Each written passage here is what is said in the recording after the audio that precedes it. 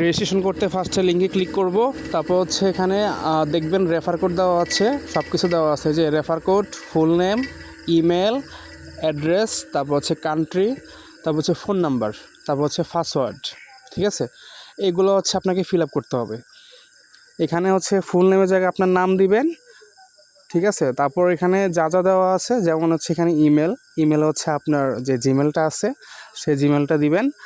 আর হচ্ছে অ্যাড্রেস, মানে আপনি কই থাকেন সেটার লোকেশনটা আপনি এখানে দিয়ে দিবেন। আর কান্ট্রির জায়গায় কান্ট্রি বাংলাদেশ আছে, সেটা থাকুক, সমস্যা নাই। আর নিচে হচ্ছে ফোন নাম্বারটা দিয়ে দিবেন। তারপর হচ্ছে এখানে পাসওয়ার্ড এবং হচ্ছে কনফার্ম পাসওয়ার্ড, একই সেম পাসওয়ার্ড দিবেন। যেমন পাসওয়ার্ডে আপনি যে পাসওয়ার্ডটা দিচ্ছেন সেম পাসওয়ার্ডটা কিন্তু আপনাকে কনফার্ম পাসওয়ার্ডে দিতে হবে। ঠিক আছে, তারপর হচ্ছে রেজিস্টারে ক্লিক করলে আপনার রেজিস্ট্রেশনটা পুরোপুরি সাকসেসফুল হয়ে যাবে।